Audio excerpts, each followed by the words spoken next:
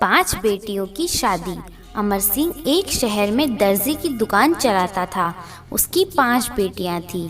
अमर सिंह एक बेटा चाहता था, जिसके कारण 5 बेटियों को जन्म देने के बाद उसकी पत्नी का देहांत हो गया। अमर सिंह अपनी बड़ी बेटी शकुंतला को चाहता था, बाकी चारों बेटियों से नफरत करता था। एक दिन अमर सिंह घर पर आया। वह घर आकर बैठा ही था, तभी शकुंतला उसके पास आई। शकुंतला, पापा आप बहुत परेशान लग रहे हैं, क्या बात है? अमर सिंह, बेटा मैं इतनी थोड़ी सी कमाई में तुम सबकी शादी कैसे करूँगा, यही सोचकर परेशान हूँ। भगवान या तो मुझे उठा ले या इन चारों को, जिन्हें देखकर मेरा खून जलता रहता है। शकुंतला, पापा आप ऐसा मत कहिए, हमारी माँ तो पहले ही हमें छोड़कर चली गई। अब आप भी ऐसा कहेंगे तो हमारा क्या होगा? मैं काम ढूंढ रही हूँ, अगर मुझे काम मिल गया तो सब काम हो जाएंगे। मैं आपसे वादा करती हूँ, पहले अपनी सभी बहनों की शादी करूँगी, बाद में अपनी शादी करूँगी।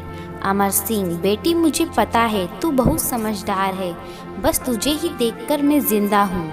अमर सिंह की चारों लड़कियाँ सुमन, रश्मि, चंचल और सबसे छोटी भावना यह सब सुन रही थी। अमर सिंह अपने कमरे में चला गया। तब चारों बहनें रोते हुए शकुंतला के पास आई।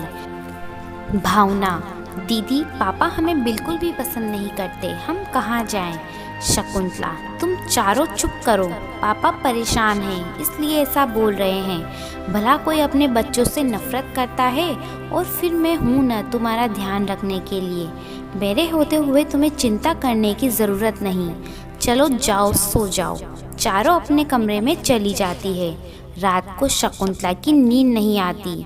वह बैठकर सोच रही थी कि क्या करे। इसी सोच विचार में रात बीत जाती है। अगले दिन शकुंतला अपनी छोटी दोनों बहनों को स्कूल भेजकर काम ढूंढने निकल जाती है। वह एक दुकान पर जाती है। शकुंतला, सेठ जी मुझे आपकी दुकान में कोई काम मिल सकता है क्या? दुकानदार, नहीं, हमारी दुकान पर कोई काम नहीं है, आगे जाओ। शकुंतला इसी तरह पूरा दिन बाजार में घूमती रहती है और शाम को निराश होकर घर वापस आ जाती है। अगले दिन वह फिर से कई दुकान पर काम मांगने जाती है, लेकिन उसे कोई काम नहीं मिलता। शाम को जब वह घर आती है तो देखती है उसके पापा पलंग पर लेटे हुए थे। शकुंतला, पापा आज आप जल्दी आ गए, क्या बात है? अमर सिंह, बेटी मुझे बुखार आ गया, इसलिए मैं घर जल्दी आ गया। अमर सिंह काफ़ी दिनों तक बीमार रहा, जिसके कारण वह दुकान पर नहीं जा सका। घर में भूखे मरने की नौबत आ गई थी। इधर अमर सिंह के इलाज पर भी काफ़ी पैसा खर्च हो रहा था। एक दिन शकुंतला अपने पापा के लिए दवाई लेने बाजार गई। वहाँ उसने एक दुकान पर कुछ कपड़े बिकते हुए देखे। शकुंतला ने दुकानदार से बात की। शकुंतला, भैया ये कपड़े के टुकड़े आप कैसे बेचते हो? शकुंतला उसमें से कुछ कपड़े खरीदकर घर ले आती है। वह सिलाई जानती थी। वह उन कपड़ों से बहुत सुंदर लेडीज़ ड्रेसेस तैयार कर लेती है। अगले दिन वह अमर सिंह से बात करती है। शकुंतला, पापा मैंने यह एक ड्रेस बनाई है, मैं आपकी दुकान खोलकर इसी तरह की ड्रेसें बनाकर बेचना चाहती हूँ। ये कट पीस के सस्ते कपड़े से बनी है। अमर सिंह, बेटी जो तू ठीक समझे कर ले, मैं तो लाचार हूँ। शकुंतला सुमन और रश्मि के साथ जाकर दुकान खोलती है और वह ड्रेस दुकान पर सजा देती है। उसके बाद दोनों बहनों को दुकान पर छोड़कर उसी कट पीस की दुकान पर जाती है। वहाँ से कुछ और कपड़े खरीदकर दुकान पर वापस आ जाती है। सुमन, दीदी वह ड्रेस हमने 800 रुपये में बेच दी। शकुंतला, अरे वाह, वह तो केवल 100 रुपये में तैयार हो गई थी। चलो मैं और कपड़े ले आती हूँ, फिर कई तरह की ड्रेसें बना लेंगे। शकुंतला, सुमन और रश्मि मिलकर ड्रेसें बनाने लगती है।